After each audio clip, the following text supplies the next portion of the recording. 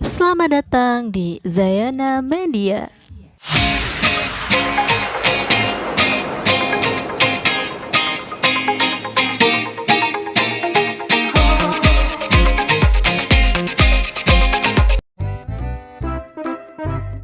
Assalamualaikum warahmatullahi wabarakatuh. Hai anak-anak, berjumpa lagi dengan Bu Lina. Pada pertemuan hari ini kita akan belajar tentang kerajaan bercorak Islam. Anak-anak, tahukah kamu bagaimanakah sejarah masuknya Islam di Nusantara? Apa saja kerajaan yang bercorak Islam? Yuk kita simak penjelasan berikut ini. Agama Islam masuk ke Indonesia pada awalnya melalui kegiatan perdagangan. Para pedagang itu berasal dari Persia, Gujarat, Arab, dan Mesir. Cara penyiaran agama Islam melalui perdagangan, perkawinan, kunjungan guru agama ke desa-desa, dan mendirikan lembaga pendidikan seperti pesantren. Masuknya ajaran Islam melahirkan kerajaan-kerajaan Islam atau disebut kesultanan. Berikut ini kesultanan-kesultanan di Nusantara. Samudra Pasai.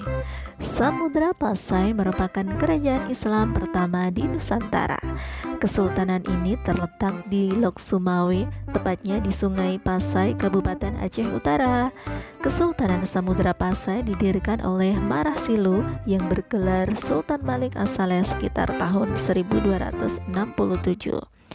Tokoh sejarah yang terkenal pada masa Kesultanan Samudra Pasai adalah Sultan Malik At-Tahrir II. Sultan Malik At-Tahrir II memerintah pada tahun 1326 hingga 1348 Masehi. Pada masa pemerintahannya, Samudra Pasai mencapai puncak kejayaan. Kesultanan ini akhirnya runtuh setelah diserang Portugis pada tahun 1521.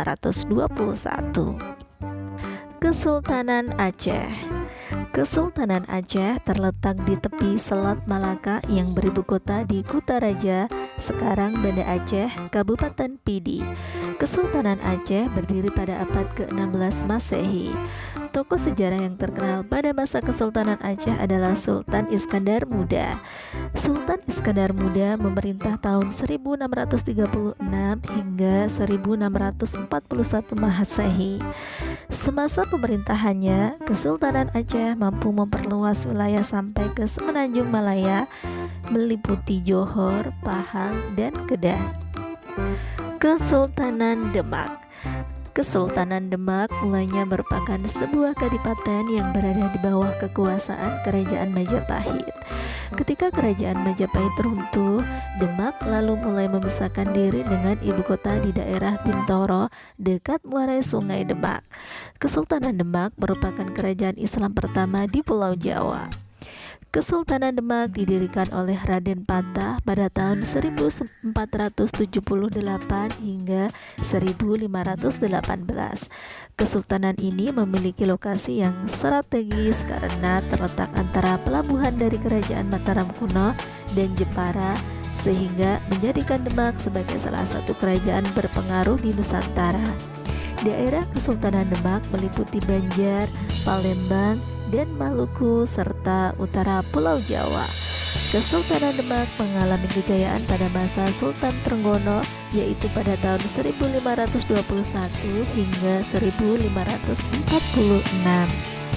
Kesultanan Banten.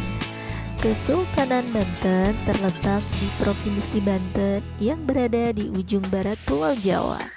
Sultan Ageng Tirtayasa merupakan Sultan Banten yang memerintah pada tahun 1651 hingga 1683 Masehi. Pada masa pemerintahannya, Banten semakin maju. Berikutnya adalah Kesultanan Ternate Tidore. Kesultanan Ternate Tidore terletak di Kepulauan Maluku Utara. Tokoh sejarah yang terkenal pada masa Kesultanan Ternate Tidore adalah Sultan Ba'abullah dan Sultan Nuku. Sultan Ba'abullah memerintah tahun 1570 hingga 1583 Masehi. Sultan Ba'abullah terkenal sebagai raja 27 pulau dan berhasil memajukan Kesultanan Ternate. Sultan Nuku, pendiri kerajaan Tidore pada abad ke-15 Masehi. Dan yang terakhir adalah Kesultanan Goa Talo. Kesultanan Goa Talo merupakan kerajaan kembar yang terletak di Provinsi Sulawesi Selatan. Kedua kesultanan ini letaknya berdekatan.